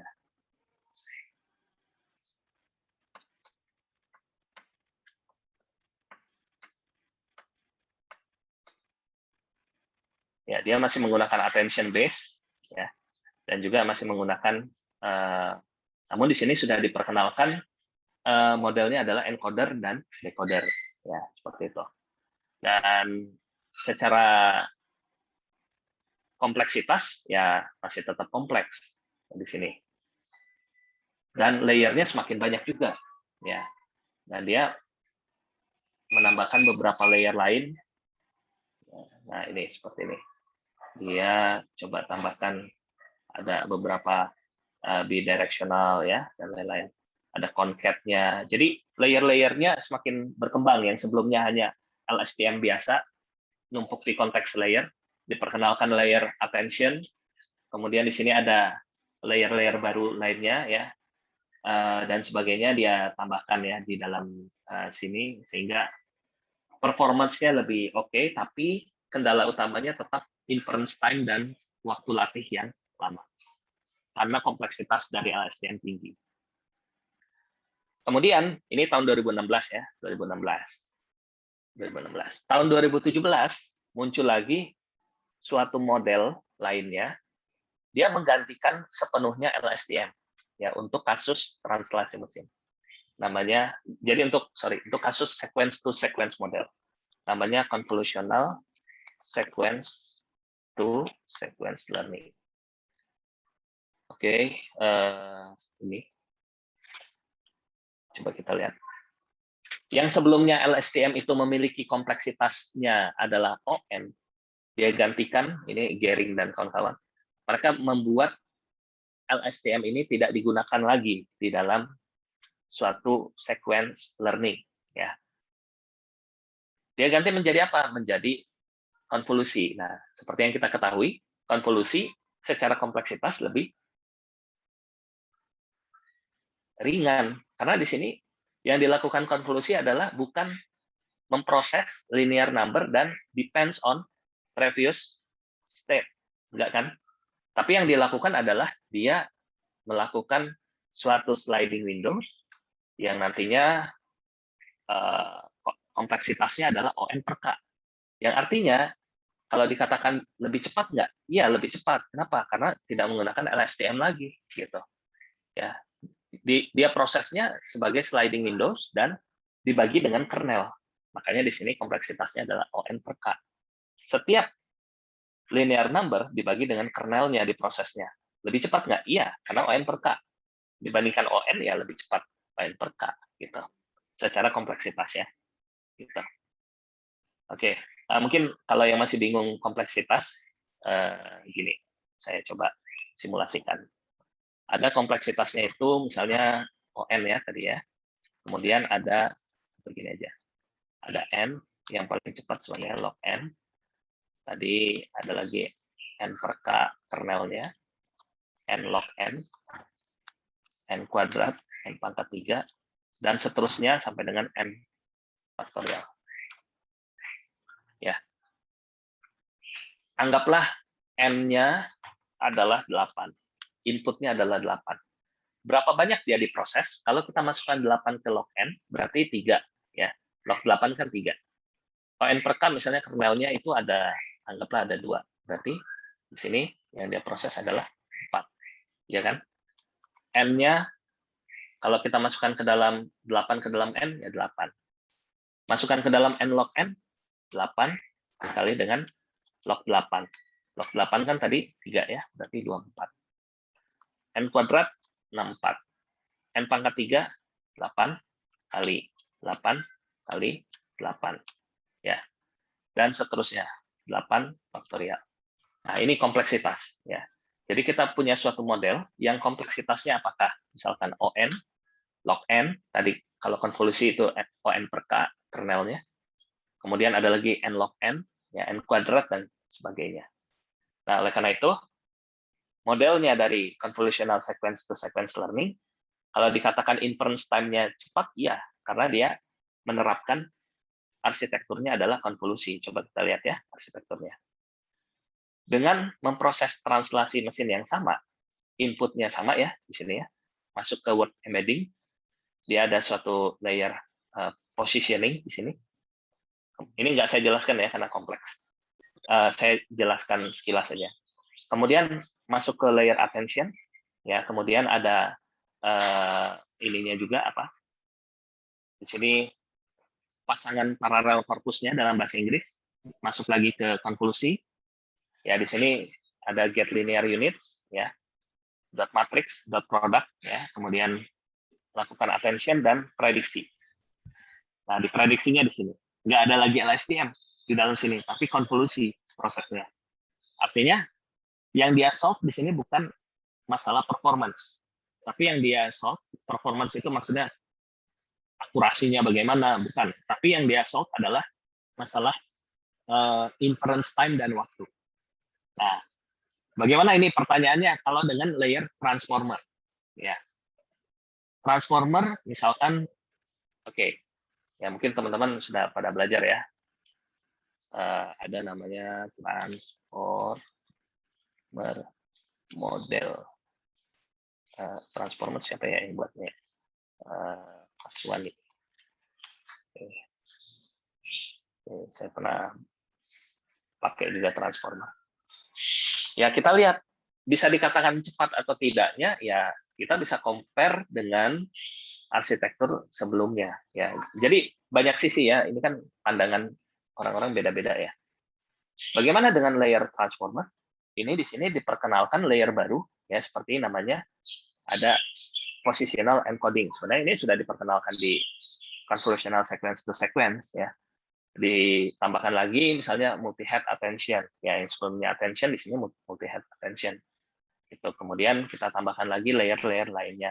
Yang mana ternyata model transformer ya kalau kita lihat dari secara komputasinya ya dia bisa jadi dikatakan lebih cepat. Dari mana dulu gitu.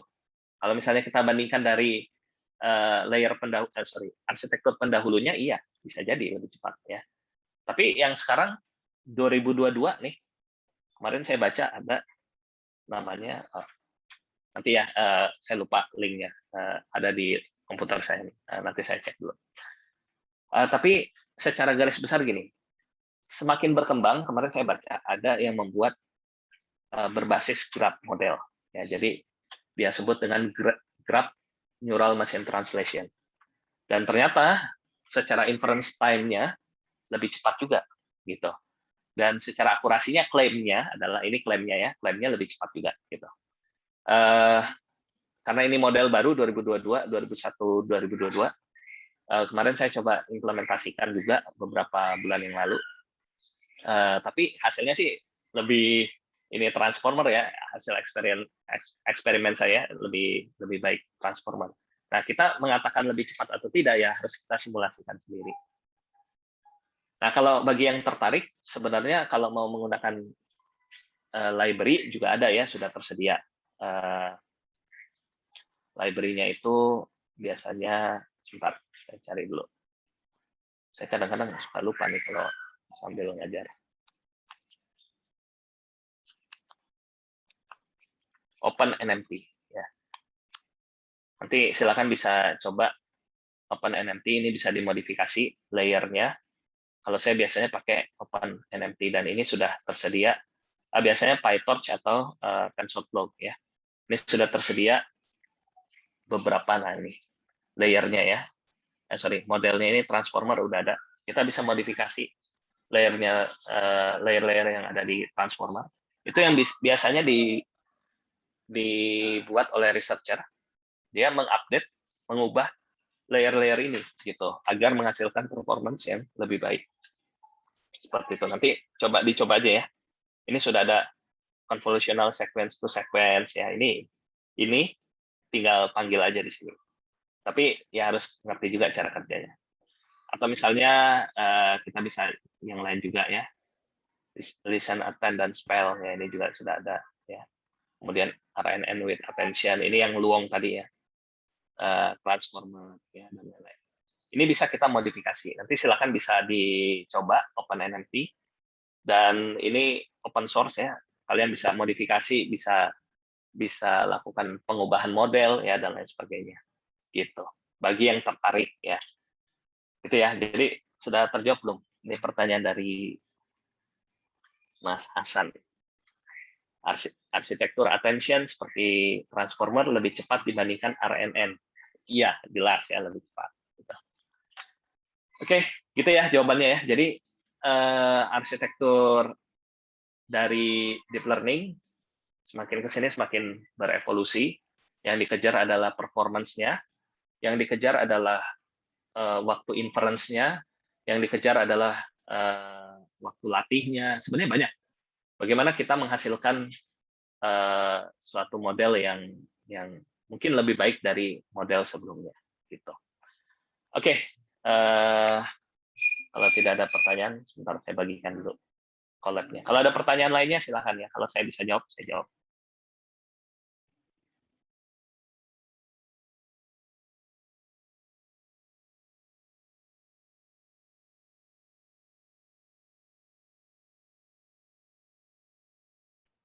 Baik, karena sudah jam 10, jadi gini, teman-teman, untuk terkait dengan hari ini tugasnya mungkin agak sedikit padat ya, tapi nanti teman-teman kan akan dibagikan sertifikat ya, khusus untuk peserta dari SIB-nya Bisa AI Academy, ada lumayan banyak pesertanya. Teman-teman nanti bisa mengumpulkan portofolio di platform ya. Jadi nanti itu akan kita generate kalau teman-teman mengumpulkan ya ada 4 sertifikat yang kita kirimkan secara internal ya. Seperti itu. Untuk sertifikat dari Purino-nya ada 1 sertifikat ya nanti ya. Nah, tapi tidak bisa mendadak karena ini kan workshop series. Jadi nanti akan kita berikan setelah teman-teman menyelesaikan tugas dan juga tugas akhir dari workshop ini ya, nanti saya bagikan setelah ini. Jadi tugas akhirnya adalah membuat suatu portofolio ya. Berdasarkan 4 hari ini kan teman-teman sudah belajar mengenai dimulai dari awal ya, pengenalan machine learning, kemudian deep learning, kemudian deep learning untuk gambar, dan terakhir hari ini deep learning untuk teks ya. Jadi kalau absennya sebenarnya untuk absen nanti dinilainya dari tugas yang teman-teman kumpulkan ya, nantinya absennya, dan juga dari kehadiran hari ini.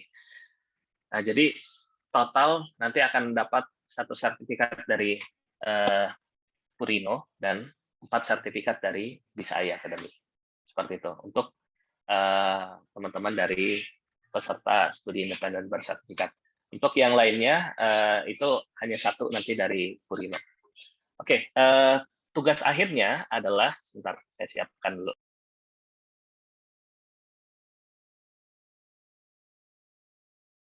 Mungkin sambil saya buka, silakan kalau ada pertanyaan terlebih dahulu, silakan. Boleh di chat atau mic-nya dinyalakan.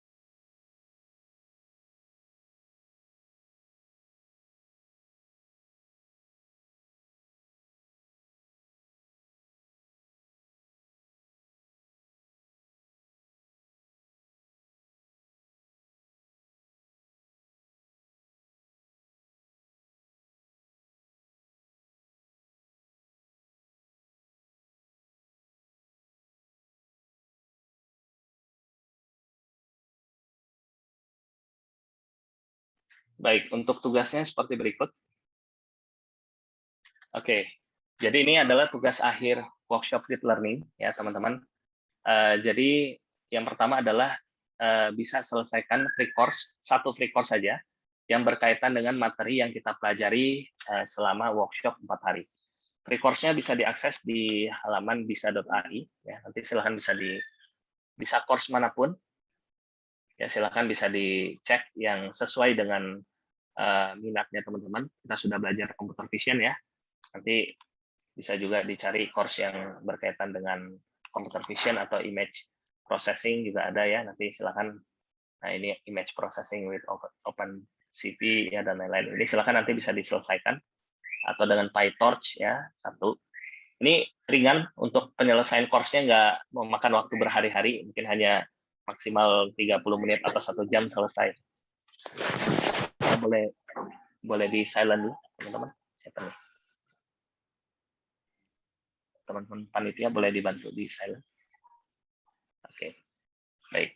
Ya, jadi nanti silakan bisa dicek ya, atau misalnya terkait dengan natural language processing juga ada ya, ada banyak course-nya.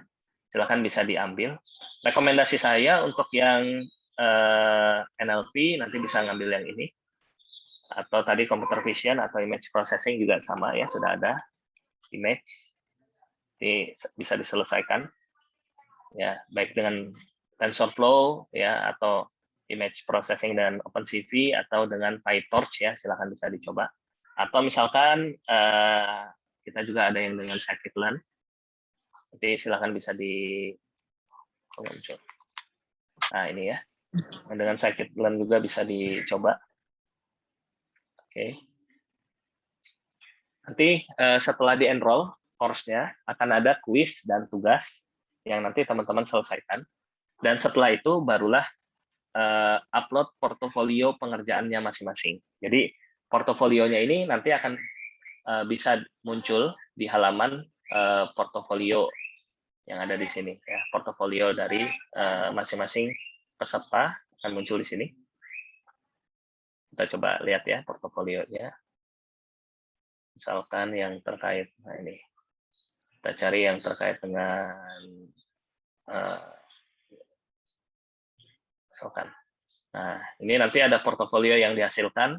Teman-teman bisa upload portofolio kalian masing-masing dan nantinya muncul di halaman portofolio ini. Ya. Ini yang dibuat oleh rata-rata peserta pelatihannya Bisa AI. Mereka membuatnya ini ya bagus-bagus nih. Nah, teman-teman jangan mau kalah ya. Ini banyak setiap kategorinya. Nanti silakan bisa dibuat ya di course manapun yang related dengan workshop dalam 4 minggu ini. Ya. Oke, kemudian nanti tugas dan kuisnya itu akan kita periksa ya secepatnya, dan portofolionya bisa diupdate, bisa diupload secepatnya juga, diusahakan sebelum 10 September 2022. Karena di 10 September kita akan generate sertifikatnya ya. Jadi kita akan generate sertifikat mulai dari 10 September 2022 seperti itu. Dan nanti form pengumpulan tugasnya saya kirimkan juga melalui public chat ya. Nanti silakan bisa dikumpulkan tugasnya.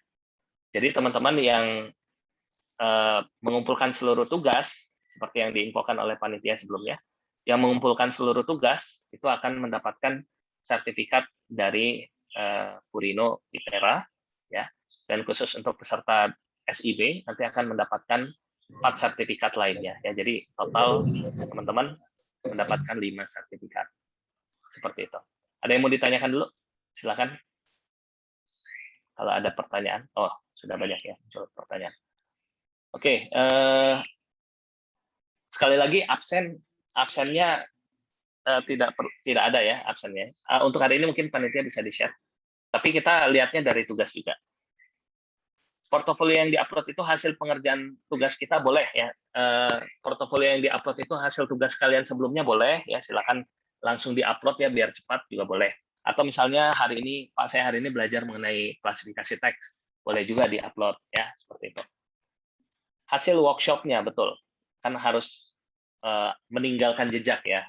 Oh ini saya selama workshop ini punya portofolionya banyak nih seperti itu ya. Oke, untuk recording sudah diberikan juga oleh panitia, nanti bisa dilihat ya di YouTube-nya Purino ya, seperti itu. Data science termasuk kan hari pertama data science ya, silakan. Jadi mau yang paling mudah sekalipun misalnya Pak saya mau exploratory data, ya masuk portofolio. Ya, silakan diupload. Atau misalnya Pak saya mau fokusnya pada text mining misalnya, boleh juga.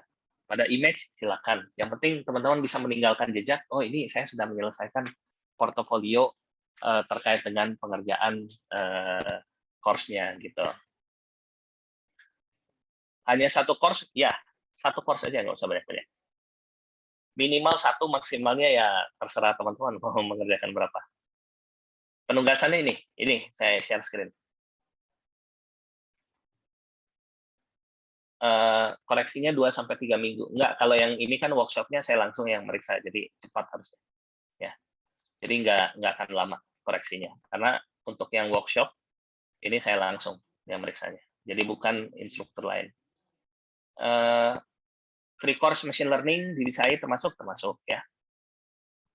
Dinilainya setelah, yang penting upload dulu aja. Kalau dinilainya enggak, kita nilainya sampai dengan penilaian akhir itu harusnya 10 September ya. Jadi teman-teman kalau sudah dinilai ya tinggal upload portofolionya aja kan. Gitu.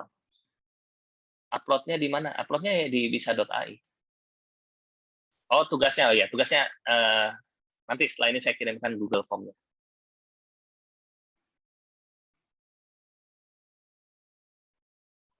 Text processing termasuk nggak? Termasuk ya, silakan.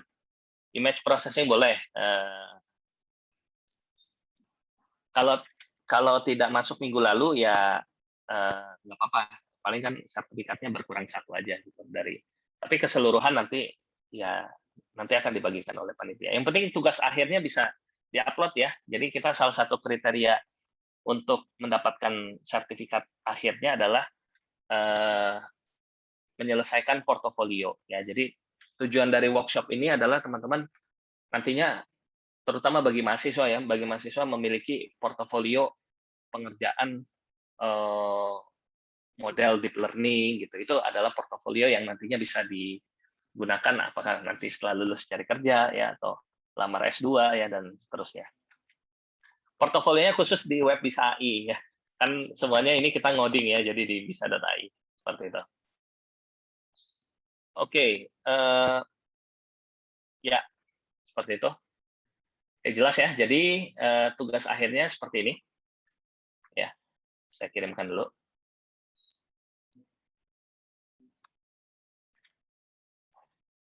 Google Form-nya sebentar saya share. Google Form-nya itu berisi pengumpulannya teman-teman. Maksudnya portofolio yang sudah dipublish itu boleh di share screen, di screenshot, kemudian di upload di dalam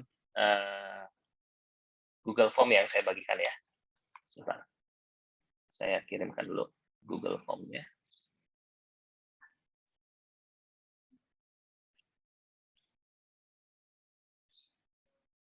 Ada yang mau ditanyakan lagi? Silakan kalau ada yang mau ditanyakan kembali.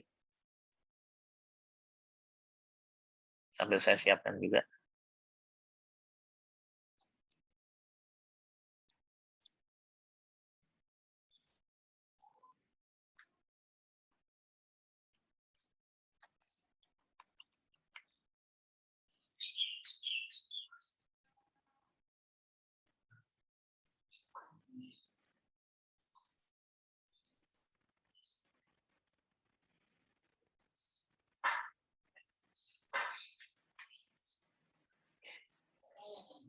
Oh iya, izin bertanya, Pak Oktav. Halo. Oh iya, silakan Pak. Untuk penilaian nanti, penilaian yang sudah tugas-tugas yang sudah dikumpul, artinya nanti bisa diinfokan dalam berapa hari ke depan ya Pak ya, ke kami Pak, terutama. Oh iya, nanti saya WA ya Pak ya, Siap, untuk detailnya. Ya, siap, baik. Karena memang nanti kami akan memberikan 5 peserta dengan nilai terbaik ya Pak ya. Door prize dari kami lah, intinya seperti itu, penanganan dari kami. Nanti akan kami infokan baik dari grup di peserta kami maupun grup di pesertanya Bisa gitu. Oleh dari kami nanti. Siap Pak. Oke. Terima kasih Pak. Ada door prize-nya teman-teman. Ya, jadi siapkan sebaik-baiknya ya nanti.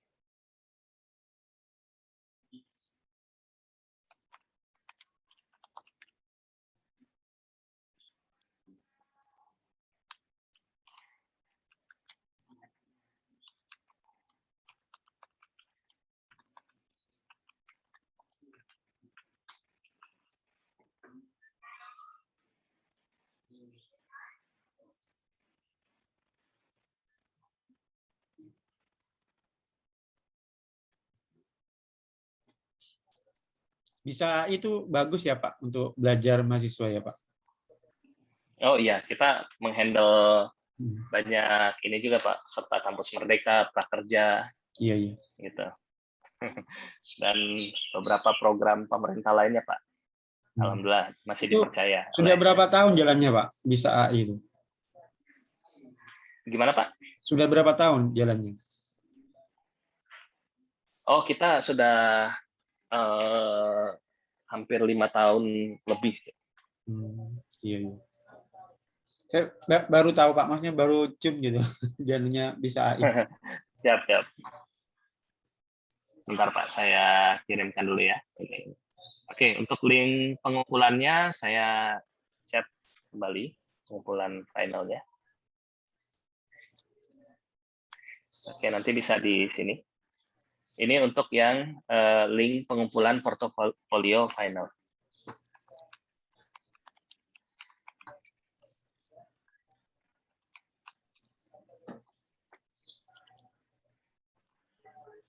Oke, jadi silakan teman-teman bisa dicek ya sini. Tugas akhir workshop deep learning. 1, selesaikan free course yang mana saja yang berkaitan dengan materi. Kemudian mengerjakan kuis dan tugas. Kemudian upload portofolio dan link pengumpulan portofolio finalnya bisa di-upload di Google Form. Jadi hanya screenshot-nya aja ya yang sudah di-upload di dalam yang sudah di-upload di portofolio. Kemudian dikumpulkan sebelum Sabtu 10 September 2022. Ya, diusahakan sebelum Sabtu agar sertifikatnya segera kita generate. Portofolio dibuat dari tugas, boleh ya. Dari tugas-tugas sebelumnya kan ada tiga latihan atau tugas sebelumnya ya di workshop sebelumnya. Nah, itu dari situ ya bisa. Gitu.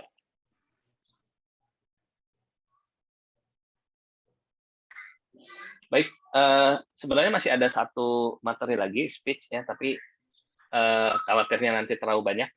Jadi mungkin nanti kita adakan di webinar berikutnya aja ya, mungkin ya untuk materi speech. Nanti teman-teman bisa cek. Kami juga ada beberapa webinar yang tersedia di platformnya Tampil ID ya.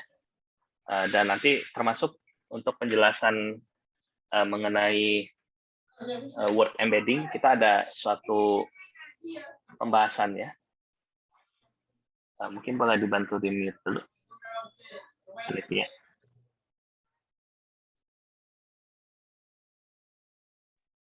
Oke, nanti ada beberapa webinar lainnya di Tampil ID, terutama yang membahas word embedding ya, itu akan dibawakan oleh Ibu Dwi, judulnya Natural Language Processing.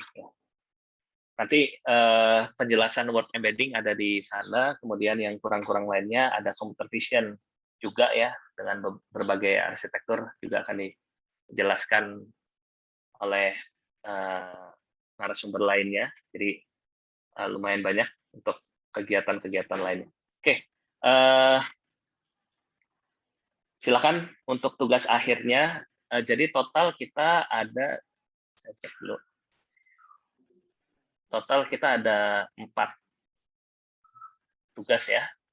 Untuk day pertama, hari pertama itu ada yang mengumpulkan ada 259 peserta, banyak banget. Yang pertama, yang kedua, hari kedua ada 106, agak berkurang. Yang ketiga naik lagi, naik 2 jadi 108. Mudah-mudahan yang terakhir ini bisa. Oh, ada yang sudah mengumpulkan portofolio ya, mungkin sudah dipublish sebelumnya. Sudah ada yang mengumpulkan portofolio. Kalau bisa portofolionya yang dikumpulkan, sebentar saya cek dulu. Ini sudah ada peserta yang mengumpulkan portofolio juga. Saya cek dulu ya, sebentar.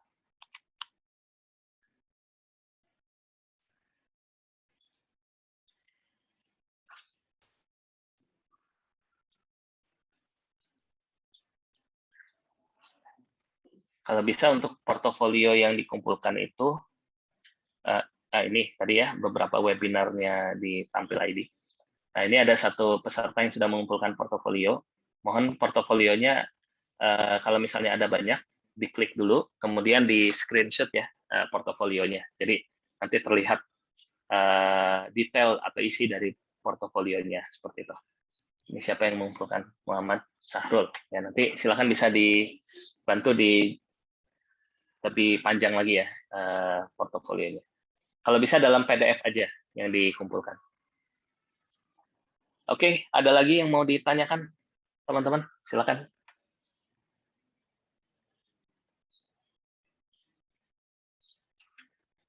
Pak Rahman, mungkin sisa waktunya kita gunakan untuk tugas akhir ya. Jadi teman-teman bisa langsung membuat gitu. Ya, siap Bapak. Terima kasih Pak Oktaf. Oke, terima kasih semua. Sampai ketemu lagi nih Pak Oktaf di event berikutnya. Artinya karena ini pertemuan hari terakhir ya Pak ya, di workshop yang hari terakhir Pak, siap. Kerja sama ITERA dan BISA AI. Cukup senang kami, cukup excited lah intinya dapat materi dari Pak Oktaf. Dan peserta juga cukup antusias, saya lihat pertanyaan-pertanyaannya, wah beneran ngoding artinya. Karena banyak error yang terjadi Pak. Saya seneng kalau ngelihat di chat banyak yang error, artinya banyak yang ngetes. Iya, banyak yang ngetes ya Pak ya. Iya. Betul. Kalau nggak ada yang error saya tugasnya juga ini juga Pak. Yang dikirimkan hasil codingannya juga Pak. Seperti itu. Jadi alhamdulillah. Siap. Rata-rata peserta ini ya excited kita dengan kegiatan ini. Alhamdulillah, siap. Terima kasih banyak. Ini kerjasama yang menurut saya memuaskan lah untuk tahun ini. Alhamdulillah 4 hari kita terlaksana dan Pak Oktaf juga sempat terganggu kesehatannya. Semoga nanti selalu diberikan kesehatan Pak Oktaf. Mohon maaf kesibukannya jadi bertambah Pak dengan kerjasama kami. Tapi kami ucapkan sangat banyak terima kasih Pak ke Pak Oktaf. Mungkin itu. Baik. Pada rekan-rekan sekalian para peserta juga saya ucapkan terima kasih banyak atas partisipasinya, semangatnya, dan terus mau belajarnya untuk deep learning. Semoga ilmu yang telah disampaikan oleh Pak Oktaf menjadi amal jariah juga untuk Pak Oktaf, plus bermanfaat untuk rekan-rekan semua yang menjadi peserta di workshop kita pada tahun ini. Semoga nanti kita bisa bertemu lagi di workshop terkait dengan AI, baik itu apakah deep learning untuk spesifikasi khusus, mungkin di tahun 2023 yang mungkin juga bisa kerjasama lagi dengan BISA. Mungkin itu. Nah, itu dapat kesempatan dari Pak Oktaf untuk eksplorasi di platformnya BISA AI bagi peserta yang memang dari pendaftaran ITERA, dimanfaatkan sebaik-baiknya. Nah, nanti itu bisa menambah bisa jadi portofolio, bisa jadi tambahan pengalaman, bisa juga tambahan sertifikat untuk para peserta yang memang mengikuti workshop kita pada tahun hari ini, pada kali inilah tahun ini. Mungkin itu yang bisa saya sampaikan. Terima kasih banyak. Selamat bekerja untuk di tugas akhirnya. Nanti untuk door prize-nya kami akan infokan di grup. Kalau yang di grup ITERA nanti saya langsung yang adminnya biasanya. Tapi yang grup BISA AI nanti saya lewat Pak Ihsan biasanya. Pak Ihsan admin dari BISA AI. Mungkin itu yang bisa saya sampaikan. Terima kasih. Lebih dan kurang saya mohon maaf. Perlu saya mohon ampun. Saya kembalikan ke Mas Rizaldo. Tadi Mas Rizaldo ada? Cek, masih adakah Mas Rizaldo? Halo, cek. Oh, sepertinya nggak ada ya. Baik, kalau seperti itu, host masih ada Wahid ternyata ya. Wahid masih dengan saya, Wahid? Masih, Pak. Masih ya, baik. Kalau artinya cukup ya untuk pertemuan kita di Zoom pada pagi hari ini ya Pak Oktaf ya. Zoom-nya bisa kita tutup. Betul, Pak Oktaf, gimana Pak? Baik Pak, siap. Bisa ditutup ya Pak ya, untuk Zoom meetingnya. Baik, terima kasih semuanya. Sampai bertemu lagi mungkin di event-event berikutnya ya. Tetap semangat untuk terus belajar. Oke, saya akhiri. Assalamualaikum warahmatullahi wabarakatuh. Selamat siang dan selamat pagi rekan-rekan semua. Waalaikumsalam warahmatullahi wabarakatuh. Terima kasih Pak. Terima kasih semua. Terima kasih Pak. Ya, terima kasih Pak Oktaf. Terima kasih Pak Indra. Ya. Bisa di stop aja Wahid, terus di end meeting for all.